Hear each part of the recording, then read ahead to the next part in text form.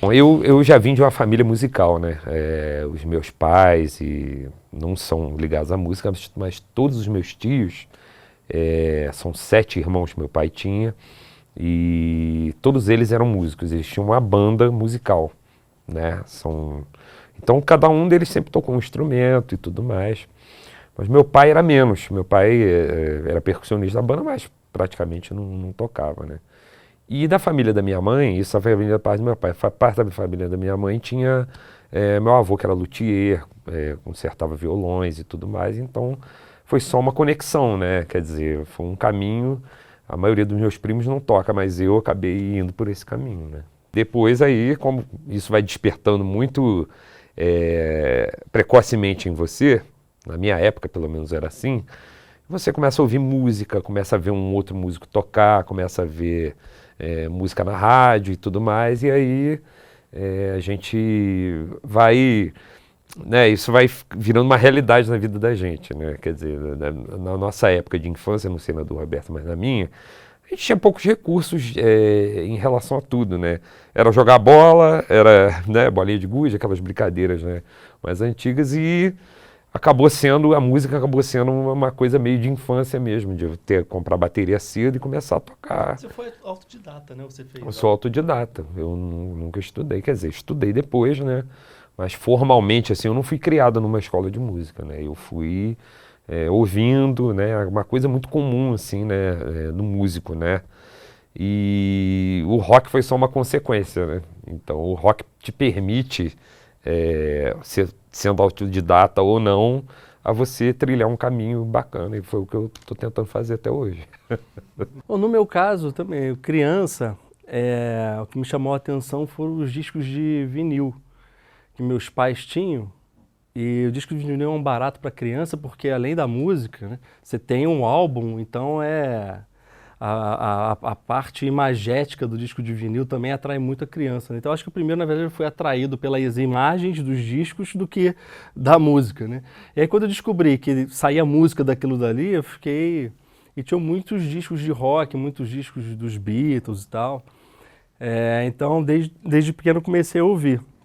Mas o que me despertou assim, para tocar um instrumento, que eu comecei a gostar de guitarra e tal, foi uma vez que eu estava voltando de um carnaval, de viagem com a família de Guarapari, eu estava escutando uma fita do primeiro disco do Pearl Jam, no Walkman, coisa da tua época, Walkman, foi ele que tinha me emprestado, inclusive, porque... Eu tava voltando, ouvindo a música Live, né, que é um sucesso do Pearl Jam e tal, e aí ouvindo aquele solo no Walkman, aquilo, cara, sabe, você fica arrepiado com o negócio, eu falei, caramba, eu quero aprender a tocar guitarra. Eu lembro que eu cheguei e entrei num curso de violão, e logo depois eu comecei, eu tinha 12 anos de idade, foi em 93, e logo depois eu comecei a fazer aula de guitarra com Gargamel, né, que é um músico conhecido aí da cidade e tal. E aí foi isso. Depois formei banda e tal, mas nunca fui um profissional da música, né? A música sempre para mim foi um hobby.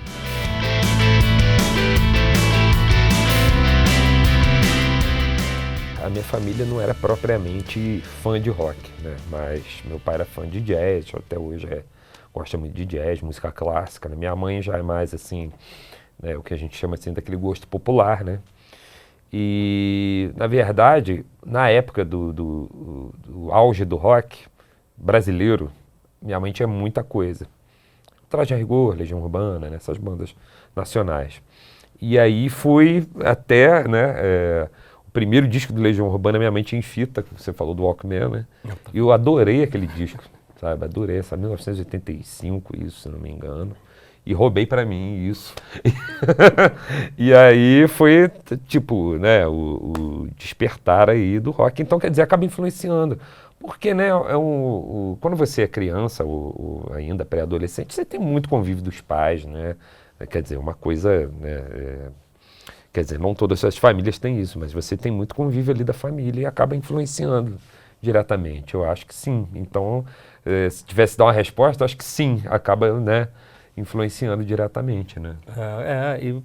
Eu lembro que quando eu decidi que eu queria aprender a tocar guitarra, claro que na época eu tinha 12 anos de idade, foram meus pais que deram condições de eu entrar numa escola de música, enfim, frequentar aulas, né? Então, claro, eu acho que o apoio, né, da família nesse sentido é importante. Agora, eu lembro também que, mais ou menos nessa mesma época, eu tive o primeiro contato com rock em Petrópolis. Porque eu lembro direitinho que eu estava passando ali com meu pai, Praça dos Expedicionários, né? E estava tendo um show ali na escadaria do Teatro Dom Pedro. Dom Pedro, E, cara, eu acho que era o Gui do Norte que estava tocando. Essa é a lembrança que eu tenho. Assim, eu acho que eram eles, mas não tenho certeza. Mas quando eu vi aquilo, eu parei e fiquei assistindo com meu pai e tal. Eu achei muito bacana. Eu falei, caramba, né, isso aqui de Petrópolis e tal. E um pouco tempo depois, eu fiquei sabendo que ia ter um show num bar, que o bar era perto do local onde era o ponto de ônibus, que eu pegava ônibus para ir para minha casa na época. E fui com os amigos de colégio. Eu acho que a gente nem podia ir porque a gente era menor de idade, mas a gente foi. E o Werneck estava tocando lá com a banda dele na época. Mesmo? Você, o Ruge, acho que era Blues Dog, se não me engano. Dog. E aí eu comecei a ver que tinham bandas na cidade, tinha uma galera que gostava daquilo, e aquilo me motivou mais ainda a continuar aprendendo. E eu comecei a ter vontade de tocar também, né? Ter banda e tocar por aí, tocar nos lugares, nos bares e tal.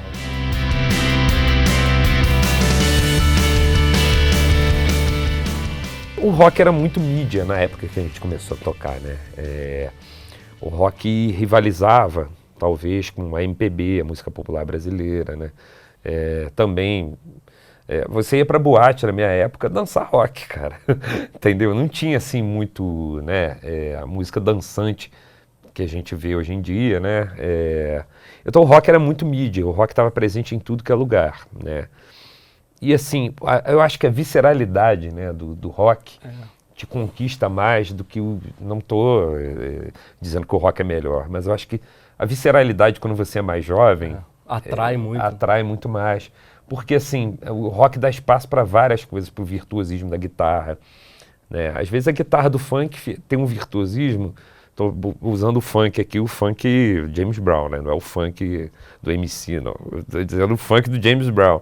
Tem uma guitarra mais contínua, né? Ela é mais assim, faz parte do bolo, né? da música, né? Ali, né? O rock não, o rock libertou a guitarra para ela ser solista, né? Para agregar até elementos do jazz mesmo, né? Do blues, né? Que é uma das origens do rock. Então acho que o rock, por exemplo, no caso da guitarra, a bateria é muito visceral, né? Os grandes bateristas do século assim, 20, né? São do rock, né? Alguns deles, né? Então eu acho que tem a ver, né? Você é conquistado logo pelo rock, porque o rock, né? Meu pai diz isso, que o rock parece um trem, né? Em andamento, né? Então é um ritmo que mexe muito com você e a visceralidade dele te conquista de cara. Eu acho que foi isso, no meu caso. E considerando que a música também é uma forma de comunicação, e existem diversos gêneros musicais, eu acho que talvez o rock seja a forma mais poderosa de comunicação que existe. Porque, e uma comunicação principalmente com o jovem, né? Então fala de uma forma, comunica de uma forma que é um envolvimento sensorial muito grande, né, o rock, pela sua radicalidade. Então, eu acho que por isso que, embora o rock já tenha, acho que mais de 70 anos, né, mas é sempre uma música, sempre uma música jovem. O rock é sempre uma música jovem, né?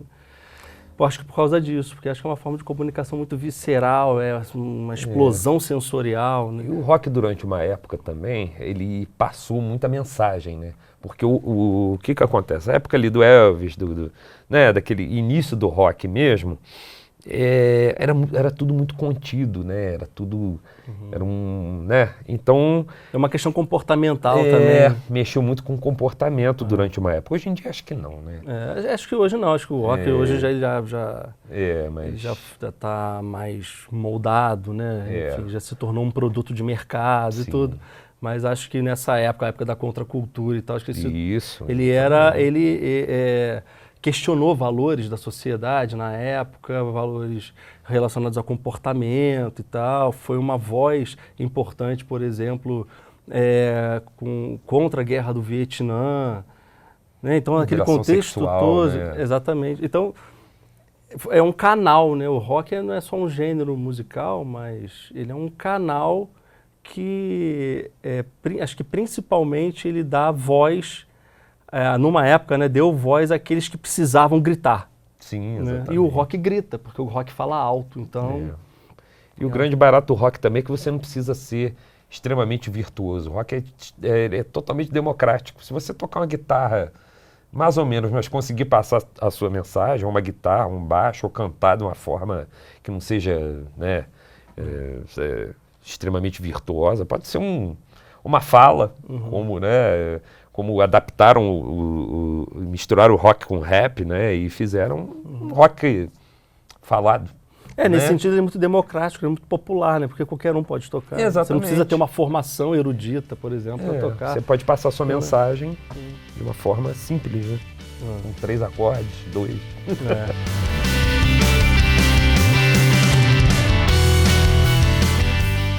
A impressão que eu tenho é que o rock ele foi ganhando como uma árvore, né? Foi crescendo e ganhando, foi se ramificando. Enfim, não é uma árvore não, que hoje já é uma floresta, porque ele tem uma quantidade enorme de subgêneros aí que eu queria chegar. Então se ele começou como um desdobramento do blues somado talvez à música country dos Estados Unidos e tal, ele hoje é muito mais do que isso, né? São diversos subgêneros, eu não saberia nem elencar aqui quantos, né? O que é o rock hoje? Qual que é o rock legítimo, né? Eu acho que isso na verdade também nem é importante, né? Porque essa questão da diferença, por exemplo, o rock dos anos 70, por exemplo, dos anos 60, ele é muito vivo hoje ainda. Claro que em alguns nichos não é uma música comercial, né, só toca em rádios especializadas e tal, mas hoje com a internet isso, né, não é uma questão. Mas o rock dos anos 60, dos anos 70 é um rock muito vivo hoje, né? A gente está em 2020 e ainda é uma música viva. As bandas consagradas daquela época, como Led Zeppelin, por exemplo. Led Zeppelin é uma banda viva ainda, Beatles, Rolling Stones, né? No caso do Rolling Stones, os caras estão tocando ainda. Ele continua sempre atual, contemporâneo não. Mas acho que o rock, de uma forma, ele é sempre atual. Então, acho que mesmo, na minha visão, mesmo o rock dos anos 60, tem um garoto hoje de 13, 14 anos que está descobrindo esse rock dos anos 60. E isso vai fazer a cabeça dele, ele vai conhecer um monte de coisas, isso vai levar ele a conhecer uma diversidade de bandas e tal. Eu acho que aconteceu com a gente, né? O rock foi um caminho para uma diversidade de outras coisas. Sim. O meu interesse na literatura, por exemplo, e filosofia, teve início no rock. Foi o rock que me levou a ter uma diversidade de interesses. Né, no campo das artes, etc. Então, só a língua, né? Por exemplo, você já tem um contato direto com a língua inglesa, não a exclusividade do rock. Mas, para você entender a mensagem que o cara está passando, no mínimo você vai pegar um dicionário inglês e português ali e vai tentar entender, né? Então, quer dizer, não só quer dizer, é um caminho que você está pegando ali para outras. Você vai aprender música, de certa forma, né? Aprender...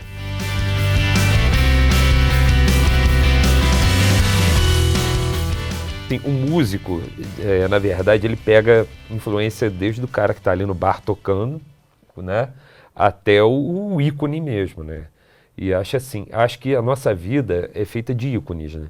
Isso que eu acho que até falta hoje em dia um pouco no rock, porque você não tem mais ícone. Tem até um amigo meu que fala que... quando ele vê um músico assim tocando e não vê nada assim de especial nele, ele fala, cara, faltou o pôster na parede. Que é, né, aquela referência que você tem que ter, como qualquer profissão, né? Legitima. Entendeu?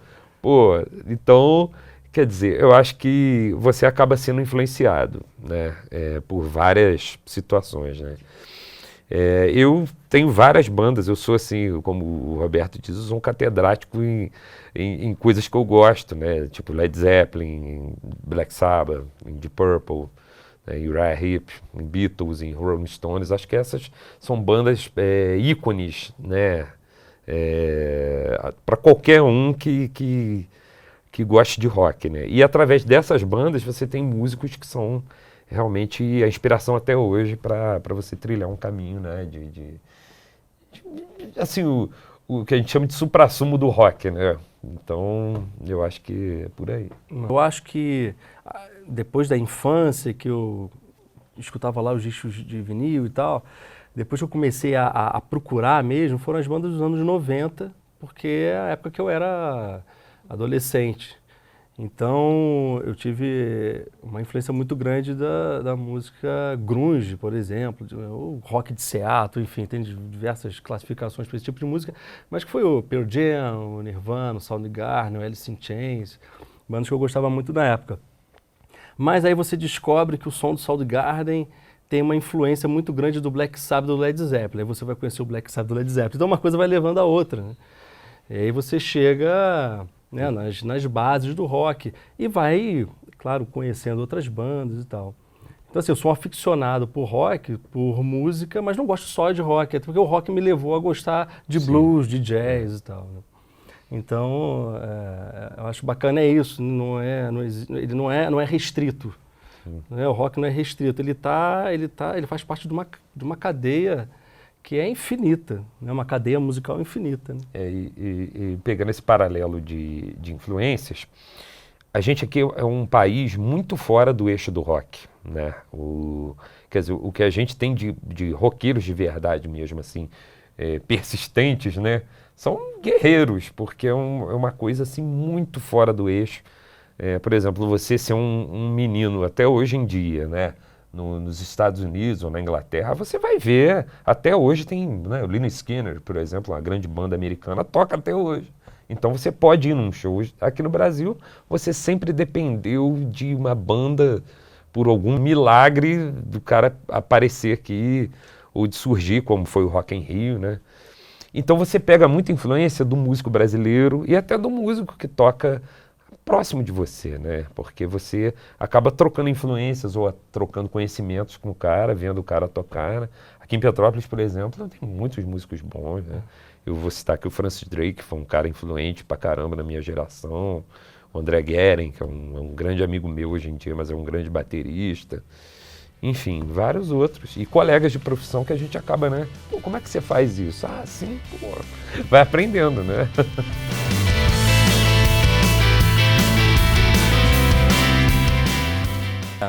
As influências locais são muito importantes, porque você vê, você tem aquele mundo que é da mídia, né? Aquilo está muito distante de você, né? Essas grandes bandas que fazem. Mas quando você vai num bar no fim de semana e vê uma banda muito boa tocando, e você pode falar com aquele cara, pode conhecer aquele cara. Sim. E tal, você vê que aquilo pode ser uma realidade, você pode tocar também e tal. Né? Então, essas influências locais, assim, no meu caso, isso foi muito importante para a minha formação musical, para inspiração.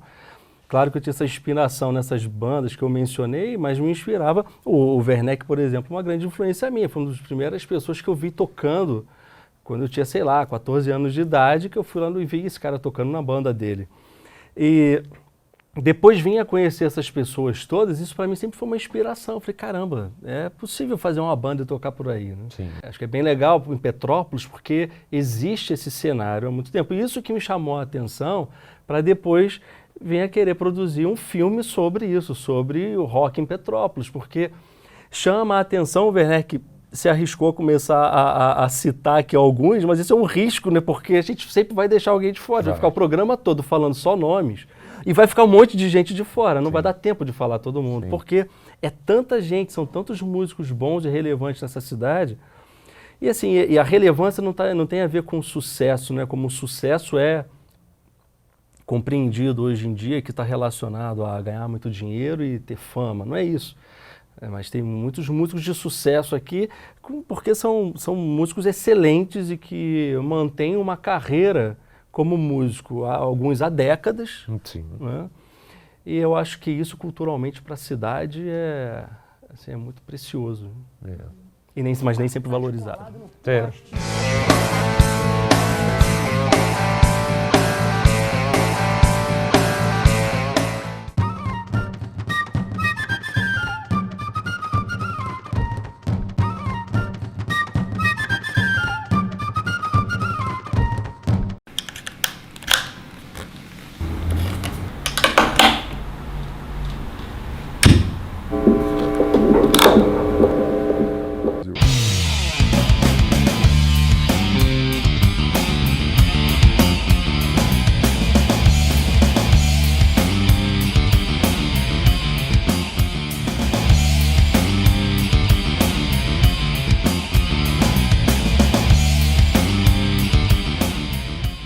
eu acho que Petrópolis talvez ainda sobreviva em relação a isso, sabe? Porque eu acho que ainda tem alguns espaços legais que ainda valorizam o rock, né? Como a Boêmia, como próprios eventos como Deguste, como Bar da Fábrica, como Cuba, como...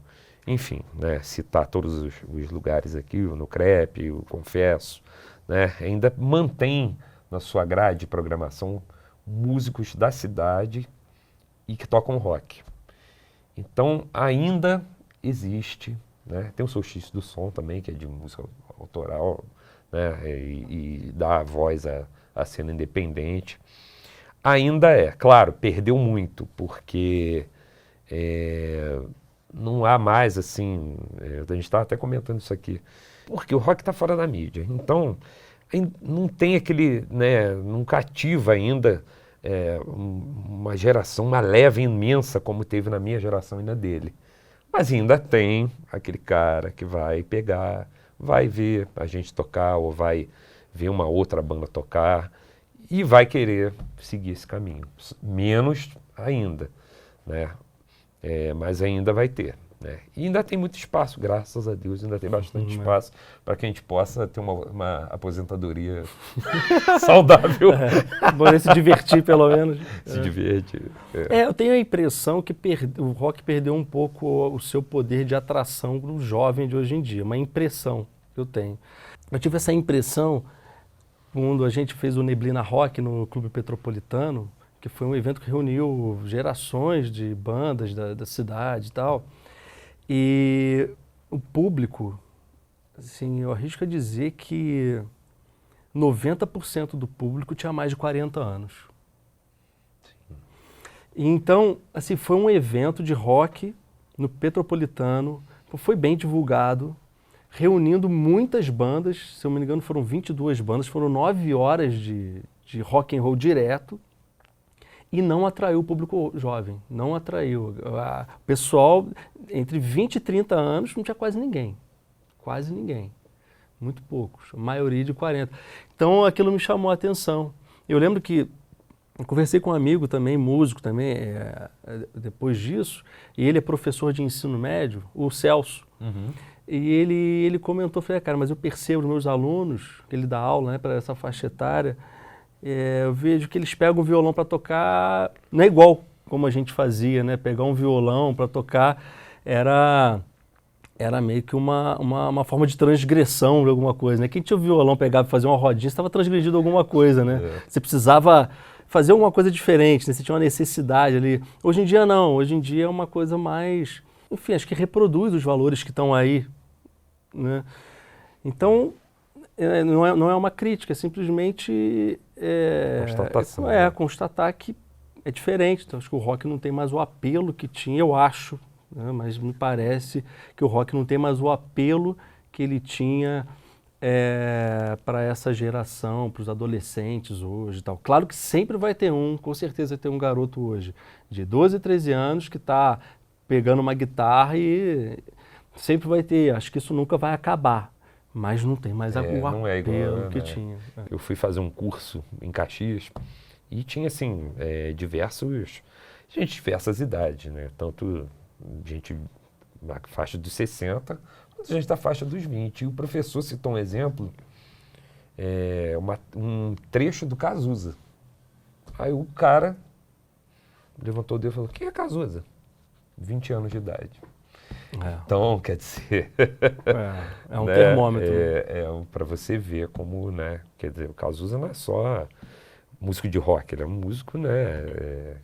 Atuava em várias frentes. Ele foi referendado pelo rock, né? Começou no rock, mas... Então, para você ver, né? É um personagem importante da música brasileira.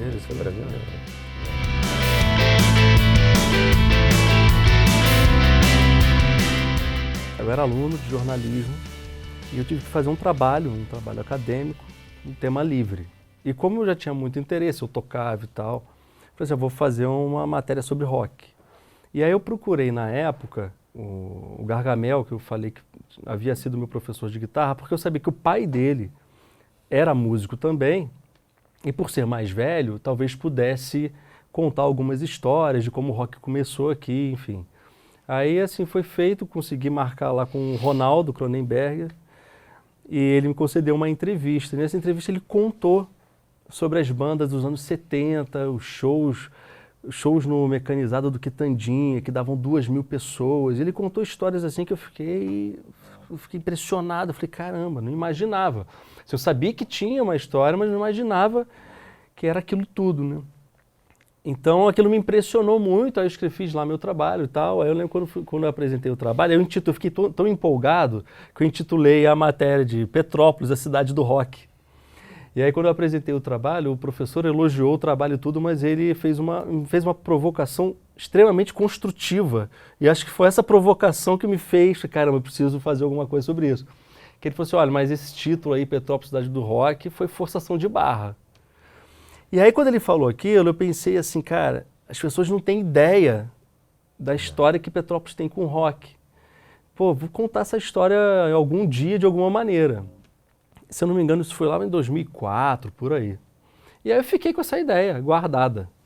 10 anos depois, em 2014, por algum motivo eu resolvi realizar.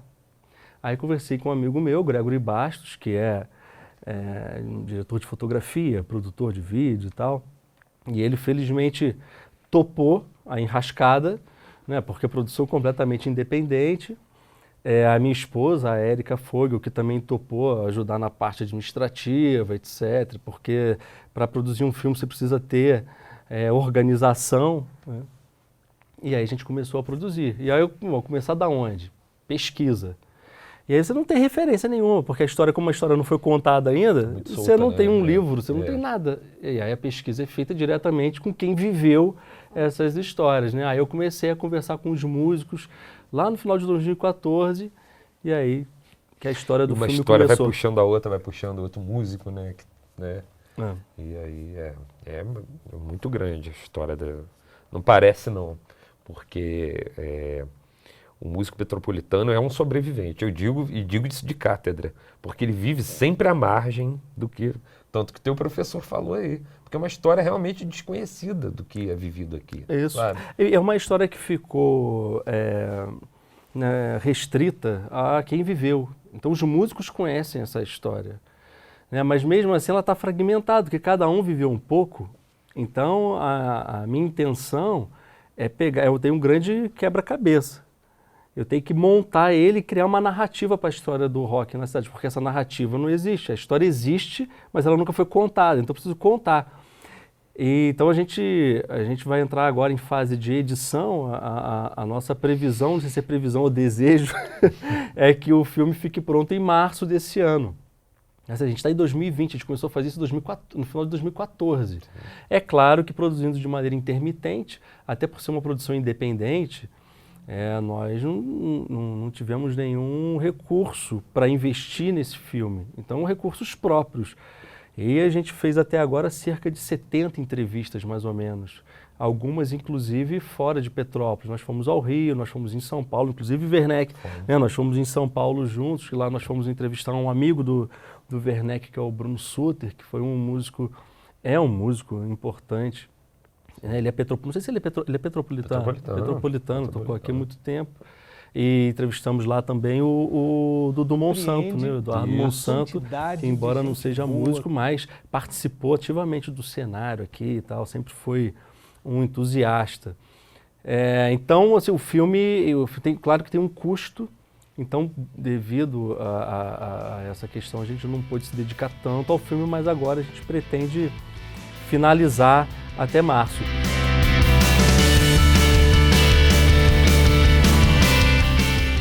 A intenção do Neblina Rock foi produzir um evento para captar recursos para o filme, que inclusive a ideia não foi minha, né? A ideia do Neblina Rock foi o seguinte: o Inglês, que é o guitarrista do Black Zé era uma banda dos anos 70, do início dos anos 70. Cidade, né? Uma das bandas mais importantes dessa história.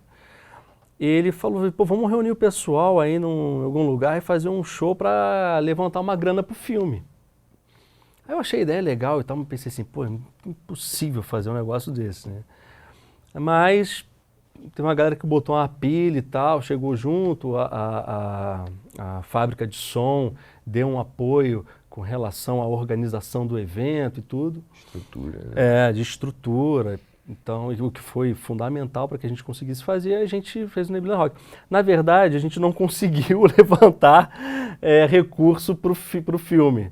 Mas não tem como dizer que o Neblina Rock não deu certo, porque promoveu um encontro, talvez inédito, de tantas gerações, uma galera que não se via há muito tempo, uma galera que não tocava há muito tempo, né? O Werneck falou aqui do Francis Drake, que é um músico muito conhecido na cidade, e que não tocava há muito tempo, e ele pôde vir tocar, foi inclusive emocionante na apresentação dele. Então, mas assim, recurso, porque produzir um evento custa muito também, então empatou. A gente fez uma campanha de financiamento coletivo que a gente não conseguiu muita coisa. Participamos de alguns editais da prefeitura, também não fomos agraciados com nenhum deles. Então a gente continua produzindo de forma bem rock and roll, mesmo. Faça você mesmo. Eu vou pegar aqui, não é uma crítica, mas do it yourself. Para você ver como um incentivo ao rock em Petrópolis sempre foi, né? Quer dizer, aí só corrobora isso que a gente estava dizendo aqui, que o músico em Petrópolis é um guerreiro, né? De rock, então, nem se fala. Isso é verdade, é verdade. Não tem jeito. Merece ser valorizado, né?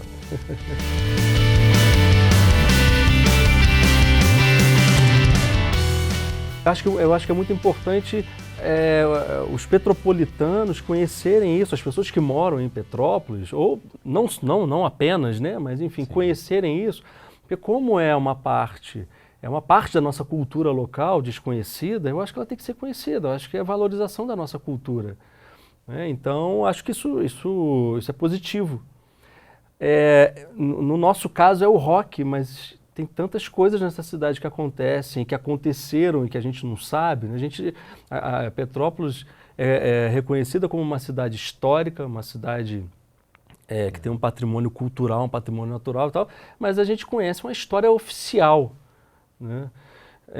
Essa história de uma cultura local é a história da cultura que é feita ali pelos moradores da cidade que se reúnem e tomam iniciativa de se expressar de alguma forma. Nesse caso, a gente está falando do rock, que é uma forma de expressão e que desde os anos 60 tem pessoas aqui que se reúnem e encontram um jeito de se expressar dessa forma, porque é o desejo de se expressar. Né? O rock, a música é uma forma de comunicação e o rock é um tipo de expressão musical. E quando a gente olha essa história e vê que os primeiros shows de rock aqui na cidade foram nos anos 60, as primeiras bandas surgiram lá em 66, 67, pelo que eu descobri até agora, pode ser que tenha sido até antes, se alguém foi tivesse... quase junto com a febre dos Beatles, isso. Exatamente, né? Pô, os caras explodiram lá em 64, né, os Beatles, Rolling Stones, The Who. 3 anos depois tinha uma galera fazendo show de rock no Petropolitano aqui. Né? E se organizando, não tinha barzinho para o pessoal trocar, ninguém contratava banda de rock. Então, em algumas entrevistas que eu realizei, a galera contava que se reunia, as bandas se reuniam, aí alugavam um clube para fazer o clube, para fazer o show, as apresentações no clube, aí vendiam ingresso e tal, para levantar algum dinheiro. Mas o dinheiro, na verdade, nunca foi o motivador dessas iniciativas. A motivação era tocar. E se faz isso desde os anos 60 aqui. Né? E eu estou olhando só para o rock, né? Nos outros gêneros musicais provavelmente tem acontecido a mesma coisa, né? A gente está olhando só para o rock. Então, assim, eu acho isso muito, não só impressionante, porque Petrópolis é uma cidade, né, uma cidade mais conservadora e tal, mas sempre foi uma cidade culturalmente interessante, até pela sua proximidade com o Rio de Janeiro e tal. Teve alguém que comentou numa entrevista que Petrópolis ela é uma cidade do interior geograficamente, mas culturalmente ela nunca foi uma cidade do interior. Né? Exatamente. Então talvez isso explique um pouco também como que esse cenário se desenvolveu aqui, porque não é em qualquer cidade que você encontra uma história como essa. Né? Sim, eu acho que essa iniciativa da TV Fase é espetacular, porque o músico de rock, como eu te disse, ele sempre foi muito desbravador, né? Ele sempre foi aquele cara que coloca as coisas dentro de um fusquinha mesmo e vai lá no botequim tocar ou vai na casa do amigo e leva as coisas e quer fazer, né, com que... Isso é uma forma de cultura, né? É uma forma de você estar agregando pessoas, porque a música também né? É uma reunião de pessoas, é você agregar pessoas que estão a fim de curtir um momento legal, né? De você... Né? Enfim, uma forma de diversão, né?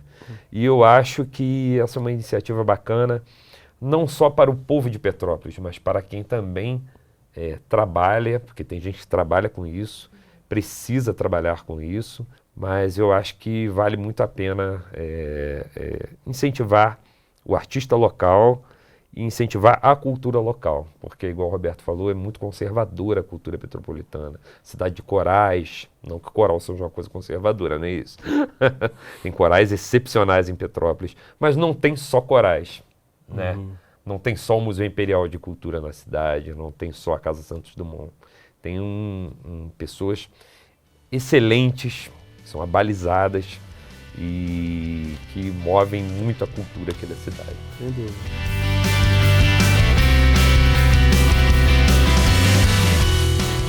Agora eu achei legal que o Werneck falou que a galera põe a banda dentro do Fusca e vai. Dentro do Fusca eu não sei, mas dentro de Brasília eu sei. Nós já colocamos. Que a gente já colocou a banda dentro da Brasília, a banda inteira, para ir tocar na Agropecuária em 2003. Agropecuária, porque a Brasília era o amuleto da banda. Então falou, não, gente, vai ter. Todo mundo tem que ir junto de Brasília. Então, todo mundo apertado, cheio de instrumentos. Foi mesmo. A gente ainda passou num bar do amigo nosso, que a gente costumava tocar muito, ele deu uma garrafa de suco de laranja para inspirar a gente.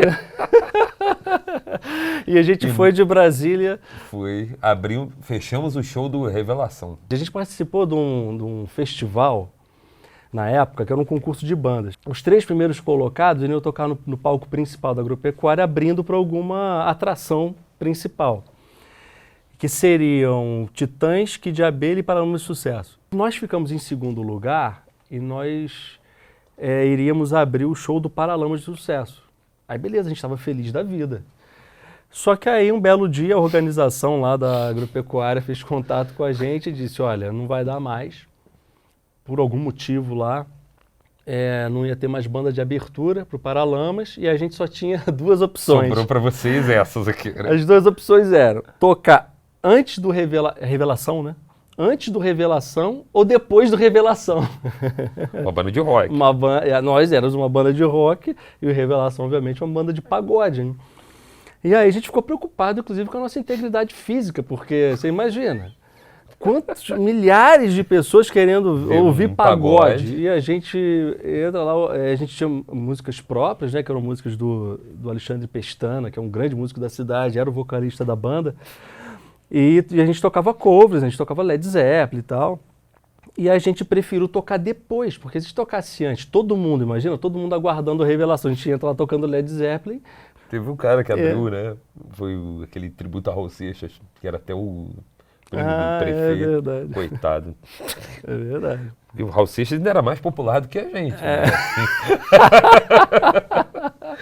Sai daí! Sai daí! Bom, enfim, né? No final das contas a gente começou a tocar, já eram, sei lá, 2 horas da manhã, porque o show dos caras também atrasaram a beça, né?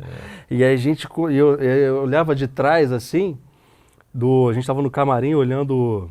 Público. Aquele mar de gente, a gente falou, caramba, a gente vai tocar pra muita gente, cara, que é isso? E quando o show deles acabaram, a gente já entrou no palco, aquele pessoal todo indo embora, e só ficou quem não conseguiu ir embora, né, que já tinha bebido algumas, não conseguiu sair dali e ficou, né? Mas de qualquer maneira foi divertido a beça. Foi divertido. Eu tive uma banda com o Werneck, que foi o Degraus, eu não lembro por quanto tempo, né? Mas uns 2 anos. Uns 2 anos, talvez. E antes disso, eu tive uma outra banda nos anos 90. Então o Werneck tem muito mais experiência de palco, com bandas e tal, e com certeza muito mais histórias do que eu nesse sentido. Mas juntos tem essas coisas, né? Porque a música acaba nos unindo não só por um interesse em comum, que é a música, mas também reforça também laços de amizade, né? Quando as pessoas são, como no trabalho, né? Você acaba criando um laço de amizade com algumas pessoas.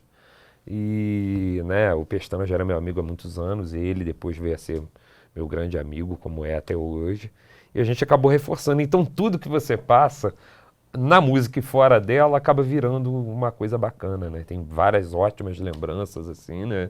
Uma dessas, essa da Brasília. Da Brasília. Né? Tem uma outra também, isso que eu tô falando, acho que a gente só vai lembrar de coisas engraçadas. Que foi o Pestana, esse vocalista, ele é um ele tem uma performance muito intensa.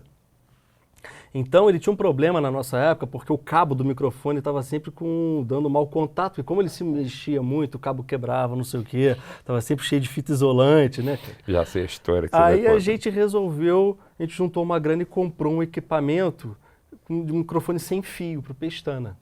E aí quando a gente foi fazer o primeiro show, o Pestana sem Num fio, bar. num bar.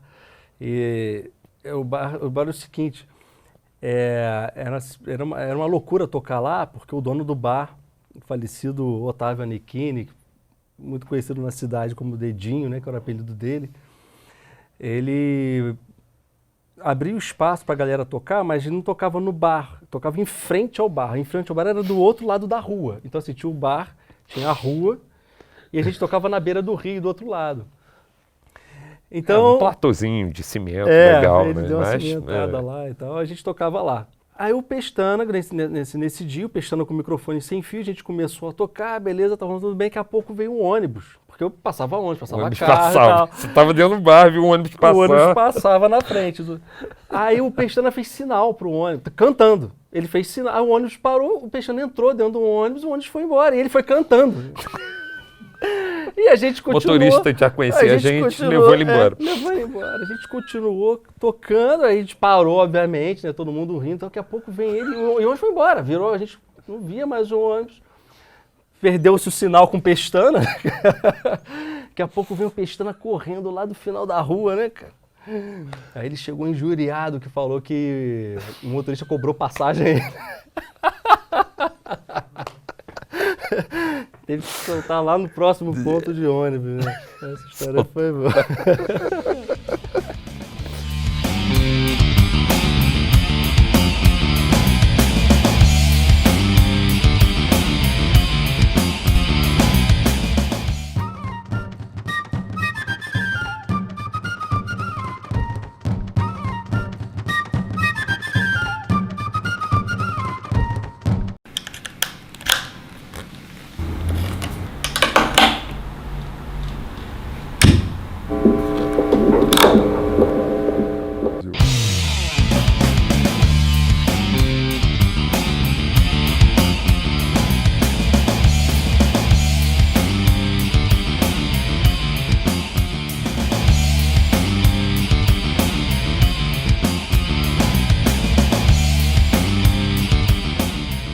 Tinha uma primeira banda, quando eu era um garoto, né?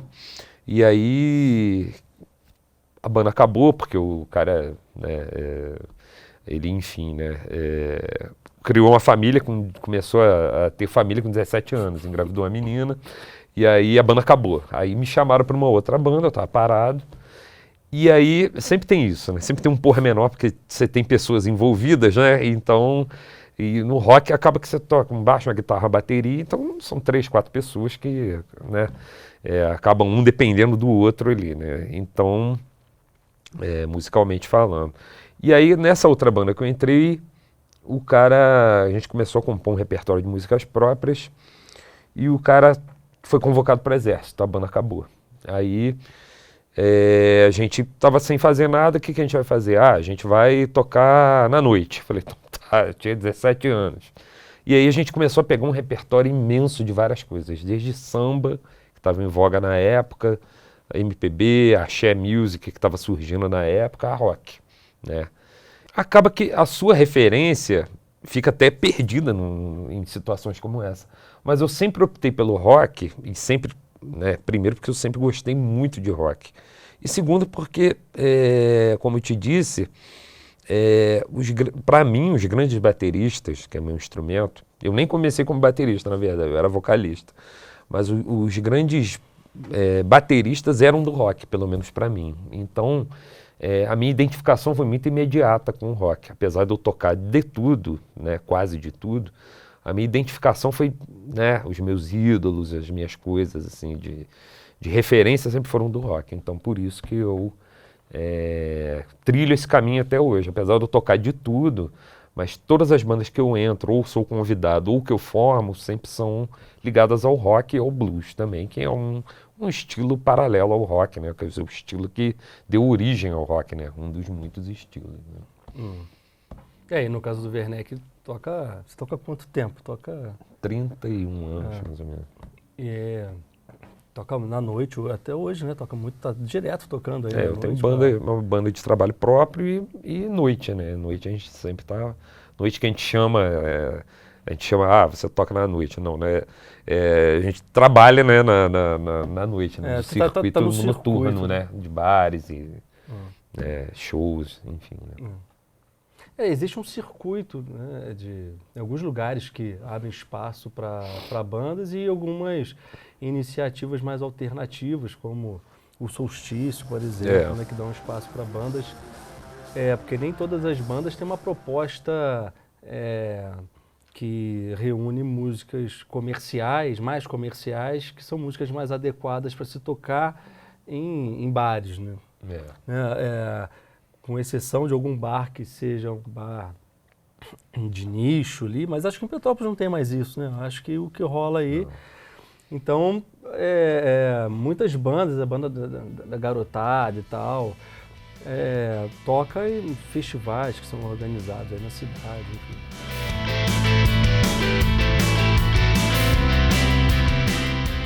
Isso aí foi um convite de um louco, que um amigo meu, do Alexandre, que me conhece há muito tempo, e eu tenho uma certa formação eu fiz várias oficinas de locução, né? Eu sempre gostei muito.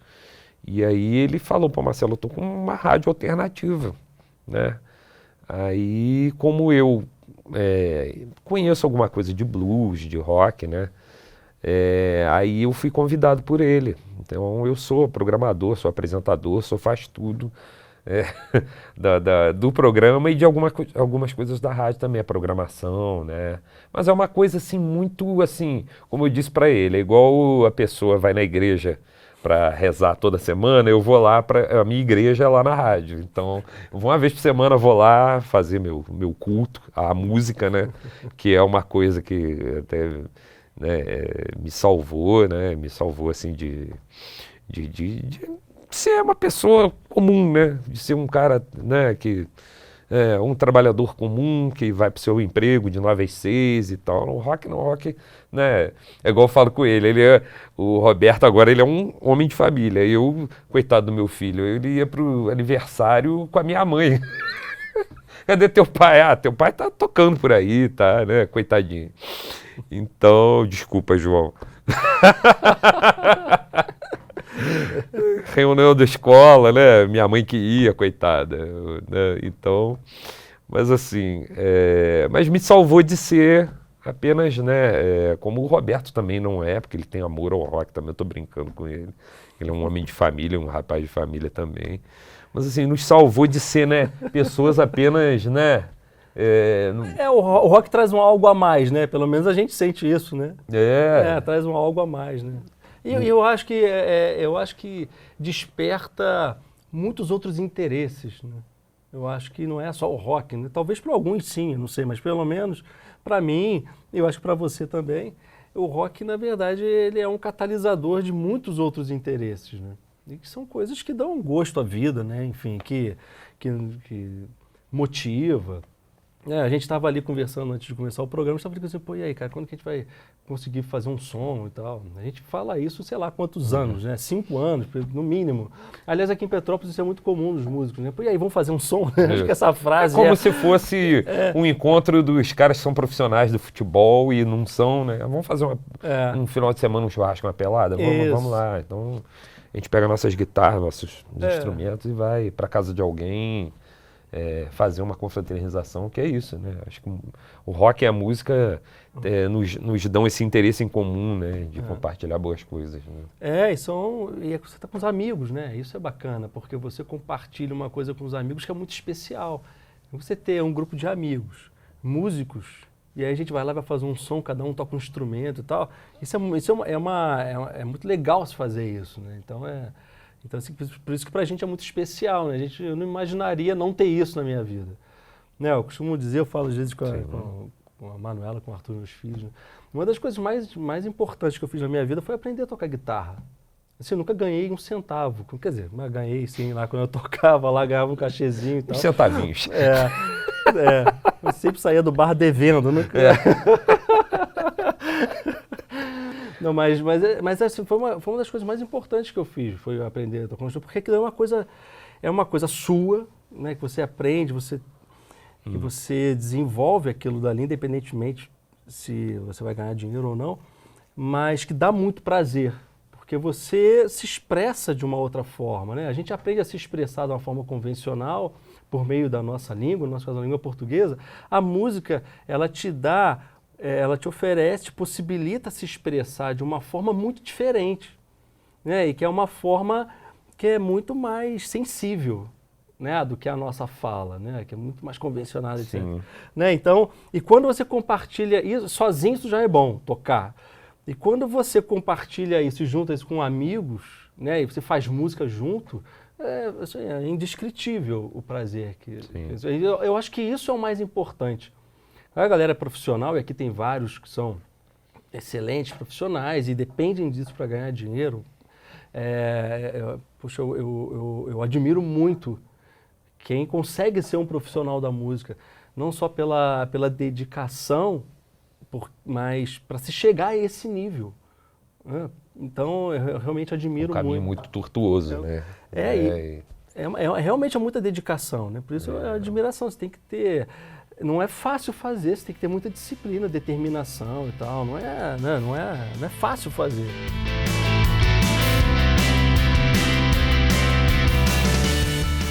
Eu, na verdade, trabalho assim com duas bandas atualmente. Uma é a Velho Blues, que a gente resgata aquela coisa do blues de Mississippi, né? Da origem do blues mesmo. Então a gente toca com instrumentos artesanais, como eram da época do início do blues, que é, né, a cigar box, a washboard, que é uma tábua de lavar roupa que você toca para fazer um ritmo, né?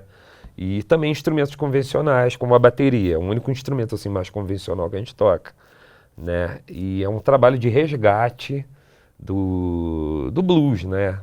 Da origem do blues até os dias atuais. Esse é um trabalho. E o outro é a banda Trissônica, que é uma banda que a gente toca assim, mais assim, rock e pop rock nacional e internacional.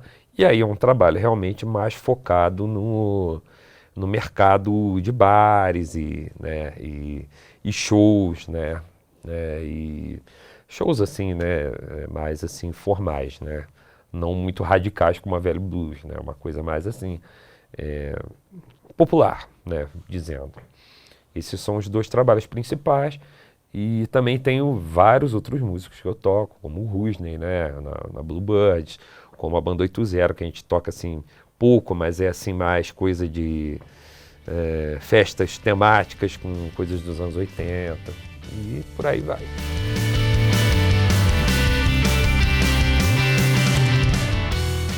Com a Velho Blues eu participei de alguns festivais, como o Ibitipoca Blues, que acho que é o principal festival de blues do Brasil, né? A gente encerrou a noite, né? Participei do maior festival de motociclismo do Brasil, que foi ano passado, que foi o Motofest, ali no Parque Olímpico, né, da Barra.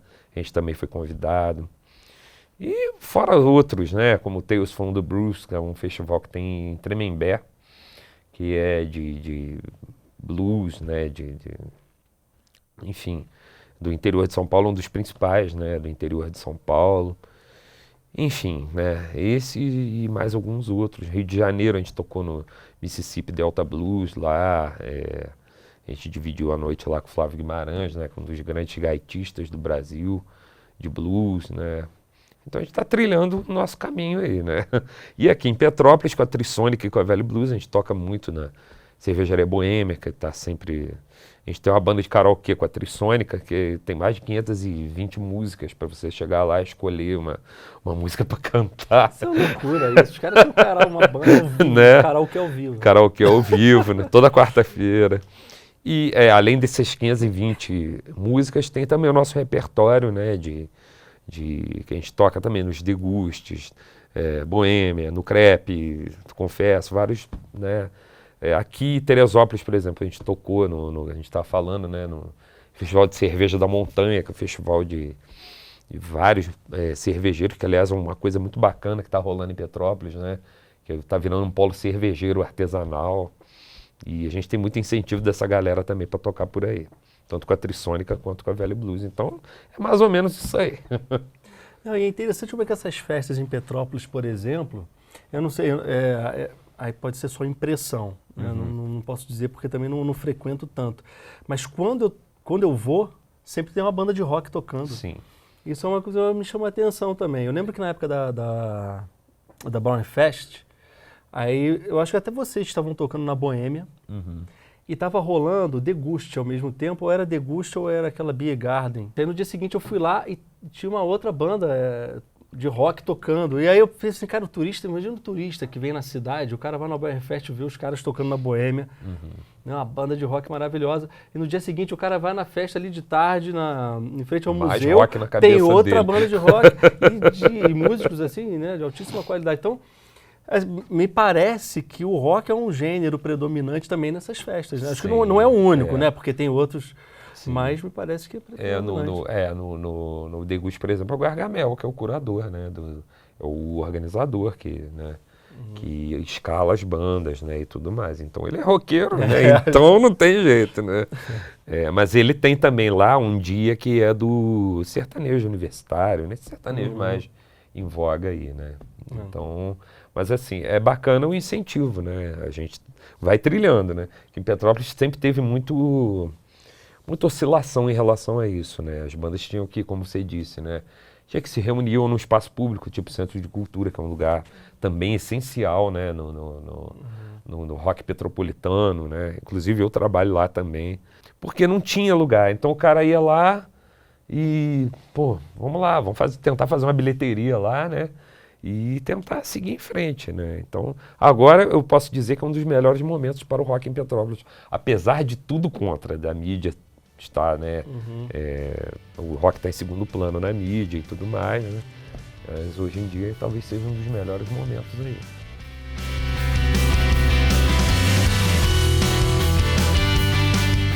Bom, o meu primeiro é concluir um filme documentário. É um bom que sonho. tá demorando tanto tempo que já tá virando um sonho conseguir terminar esse filme. Eu espero terminar logo. Para mim é um sonho que envolve a música e envolve o rock, né? Porque é um filme sobre rock em Petrópolis, o que me dá um frio da barriga danado, porque embora eu tenha entrevistado muita gente não foi entrevistada. Muita gente que eu gostaria de entrevistar, eu não vou poder entrevistar, inclusive por essa questão também de restrições de recursos. Então vou ter que finalizar o filme com o que eu tenho. Já tem bastante coisa, mas eu sei que tem muita gente que ficou de fora. E até, aproveitando a oportunidade do programa, pedir desculpas para aqueles que ficaram de fora, porque não é uma questão pessoal, claro que não, mas eu espero que todos se sintam representados por aqueles que foram entrevistados. Mas seria inviável, impossível entrevistar todos os músicos importantes dessa cidade. Isso é algo impressionante, porque de tanta gente que tem, e eu não estou falando de todos os músicos da cidade, não, estou falando só dos músicos assim, que são relevantes para a história do rock. E ficou muita gente de fora, dava para produzir mais uns 2 ou 3 filmes com pessoas completamente diferentes daquelas que eu entrevistei. Mas eu espero que o filme consiga pelo menos trazer essa história e tal. Foi até uma coisa interessante que algumas pessoas me procuraram, isso já há alguns anos, quando a gente começou a produzir, o pessoal ficou sabendo do filme, me procuraram querendo conversar comigo, dizendo assim, pô, eu tive essa ideia também, tal. E eu achei isso bacana, falei, pô, se outras pessoas tiveram essa ideia, significa que eu não tô maluco, né? Existe realmente uma história do rock na cidade, eu achei isso ótimo. essas pessoas querendo também produzir filmes, eu espero que produzam, porque eu acho que dá pra gente produzir diversos filmes sobre a história do rock em Petrópolis e filmes diferentes, porque o olhar é diferente, né? Os depoimentos são diversos, porque a história realmente é uma história muito rica. Então, meu primeiro sonho é terminar o filme. Depois é conseguir ter uma maior regularidade, voltar a tocar com maior regularidade com os amigos e tal. Isso é uma coisa que me faz muita falta. Isso é bom. São sonhos, né? Quem não tem, né? A gente vive de sonhos, né? Mas assim, a gente passa uma certa idade que a gente já se coloca como, né? A gente já sabe que já está ficando mais velho, que certos sonhos, embora não envelheçam, mas são mais difíceis, né? Mas eu já realizei uma boa parte deles. Toquei em vários palcos que eu gostaria de ter tocado, como o próprio Beatpoca Blues. Foi um momento, assim, super emocionante.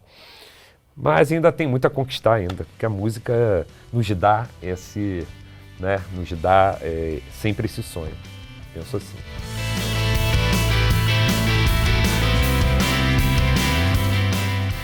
Bom, eu não consigo imaginar a minha vida sem a música.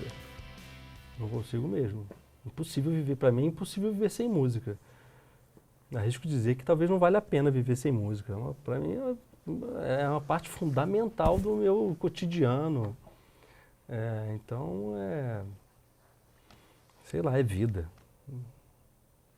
É vida, né? Com certeza. A música me deu as maiores alegrias e também as maiores decepções, né? Mas todas essas decepções que eu tive foram suplantadas por outra coisa muito melhor que também veio da música, né? A minha esposa veio da música, o meu filho, de certa forma, né, também veio. Os meus melhores amigos, como ele, vieram da música. Então, eu acho que, né, tem uma frase manjadíssima, né, que sem música a vida seria um erro, e isso é verdade, né? Eu acho que sem essa frase, né? Então, eu acho que isso diz muito, né? E o rock, melhor ainda, que o rock é a visceralidade que a gente precisa na música, né? É isso tudo com intensidade. Exatamente. É isso.